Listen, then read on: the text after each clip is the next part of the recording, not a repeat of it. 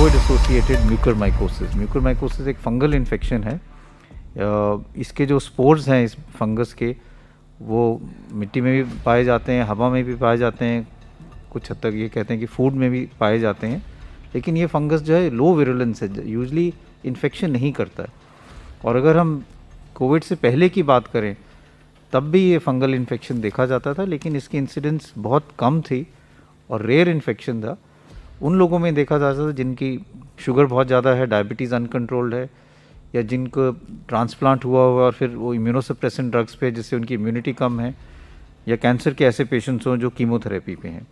आम लोगों में ये यूजली नहीं पाया जाता था, तो इसलिए ये नई बीमारी नहीं है।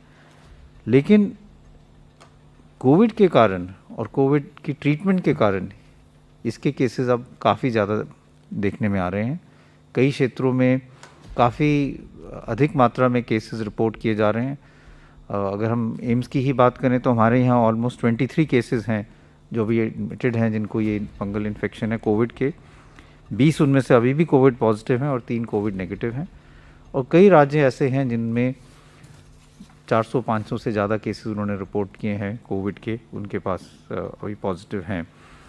ये जो बीमारी है वो या तो फेस को अफेक्ट करती है, जिसको हम कहते हैं राइनो ऑर्बिटल सेरेब्रल म्यूकरमाइकोसिस, जिसके कारण नाक में, आँख की जो ऑर्बिट है उसमें या ब्रेन के अंदर इन्फेक्शन फैल सकता है, जिससे लोगों की विजन भी जा सकती है, आँख की रोशनी जा सकती है, और कुछ हद तक कभी ब्रेन में भी इन्फेक्शन हो सकता है। साथ में ये फेफड़े में भी फैल सकता है, जिसको हम कहते हैं पल्मोनरी म्यूकरमाइकोसिस। दोनों में कुछ लक्षण हैं, जैसे अगर राइनो ऑर्बिटल सेरेब्रल म्यूकरमाइकोसिस है तो हेडेक हो सकता है, सिर में दर्द हो सकती है, नाक ब्लॉक हो सकता है, नाक से सिक्रीशंस आ सकती हैं जो हरे रंग की हो, या नाक से खून आ सकता है, या एक चेहरे में सेंसेशन कम हो सकती है, एक साइड में चेहरे में सोजिश हो सकती है, या स्किन में डिस्कलरेशन हो सकता है। अगर फेफड़े में हो तो बुखार हो सकता है, छाती में दर्द हो जाती है, खांसी होती है, खांसी में खून आ सकता है। लेकिन मोस्ट इम्पॉर्टेंट इशू ये है कि ये फंगल इन्फेक्शन अब ज़्यादा क्यों देखा जा रहा है और उसके क्या कारण है और क्या प्रिवेंटिव एस्पेक्ट्स हम कर सकते हैं। एक तो ये है कि जो कोविड इन्फेक्शन है उसके कारण भी ये एक रिस्क फैक्टर है। कोविड इन्फेक्शन में जो हमारे अगर हम ब्लड काउंट्स देखें तो एक सेल लाइन जो है जिसको हम लिम्फोसाइट्स कहते हैं वो कम हो जाते हैं, लिम्फोपीनिया हो जाता है। तो उसके कारण बॉडी में जो CD4 CD8 सेल्स हैं वो कम होते हैं और उसके कारण अपॉर्चुनिस्टिक इन्फेक्शन, फंगल इन्फेक्शन के चांसेस बढ़ जाते हैं। ये फर्स्ट वेव में भी देखा गया था, और अगर हम 2003 सार्स की बात करें तो तब भी अगर डेटा देखें तो तब भी फंगल इन्फेक्शन कुछ हद तक ज़्यादा रिपोर्ट किया गया था। लेकिन इस दफ़ा जब हम इसको ज़्यादा देख रहे हैं उसके कारण दो और हैं। एक कारण ये है कि कई ऐसे पेशेंट्स हैं जिनको डायबिटीज़ है, शुगर की तकलीफ़ है, और अगर वो कंट्रोल ना हो तो उनमें भी ये फंगल इन्फेक्शन के चांसेस ज़्यादा होते हैं। और तीसरा जो बहुत इम्पॉर्टेंट कारण है, miss use of steroids. Steroids जो पेशेंट्स ले रहे हैं जिनको डायबिटीज़ हैं और साथ में कोविड है, अगर ये तीनों चीज़ें इकट्ठी मिल जाएं तो वो चांसेस ऑफ फंगल इन्फेक्शन एकदम बढ़ जाते हैं। इसलिए इसको रोकने के लिए सबसे पहले तो मिस यूज़ ऑफ स्टीरॉइड जो है वो हमें कम करना पड़ेगा। और जैसे पहले भी कहा था कि जो पेशेंट जिनको माइल्ड डिजीज़ है, जिनको ऑक्सीजन की ज़रूरत नहीं है और जिनको अर्ली स्टेज में जो कोविड इन्फेक्शन है, उनमें स्टीरॉइड्स देने से नुकसान ज़्यादा है, फ़ायदा कोई नहीं है।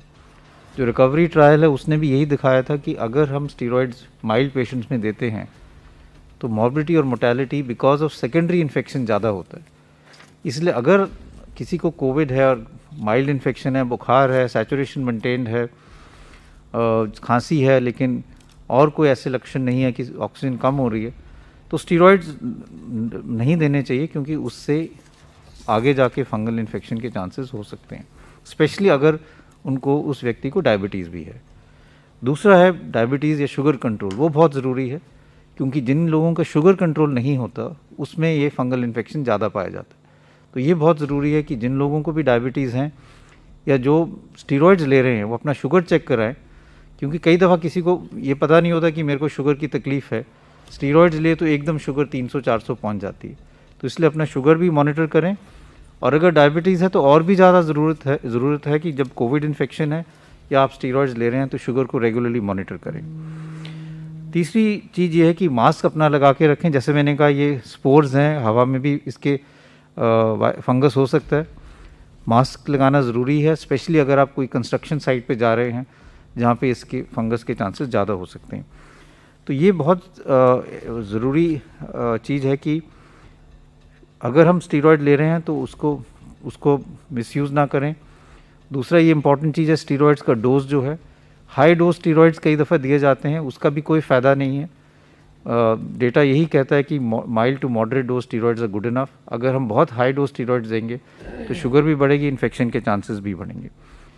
तीसरा ये कि डेटा ये भी शो करता है कि 5 से 10 दिन तक मैक्सिमम स्टीरॉयड्स की ज़रूरत पड़ती है मेजॉरिटी ऑफ कोविड पेशेंट्स में।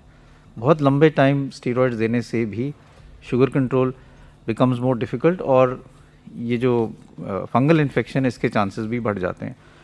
तो मैं यही कहना चाहूँगा कि इनके केसेस अब ज़्यादा रिपोर्ट किए जा रहे हैं and we must work aggressively कि हम इसके केसेस कम करें। और दूसरी ये भी इम्पॉर्टेंट चीज़ है कि इसको सस्पेक्ट जल्दी किया जाए, जिससे आगे जाके लॉस ऑफ विजन या और कोई सीरियस इन्फेक्शन ब्रेन में ना हो।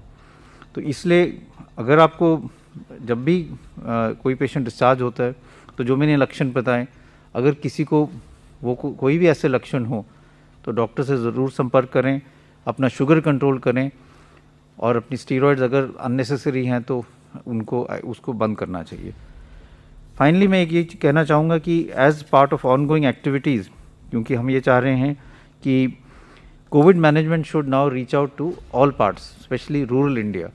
तो रूरल इंडिया में कोविड मैनेजमेंट के लिए ट्रेनिंग के लिए ministry of health and family welfare और एम्स न्यू दिल्ली ने प्रोग्राम शुरू किए थे 30 अप्रैल से 13 मई तक।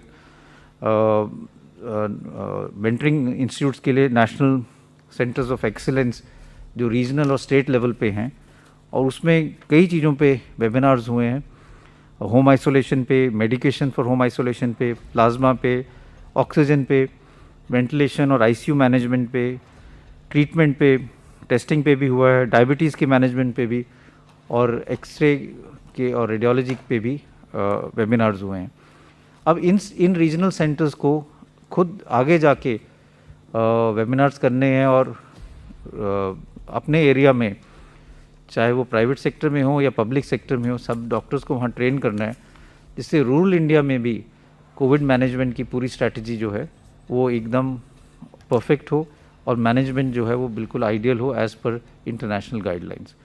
तो ये 3 चीज़ें हैं, पर एक तो training and rural area, good infection control practice in hospital, और प्रिवेंशन ऑफ फंगल इन्फेक्शन जो हम ज़्यादा देख रहे हैं, और ये कोविड के साथ साथ इसके इंसिडेंट्स बढ़ रहे हैं।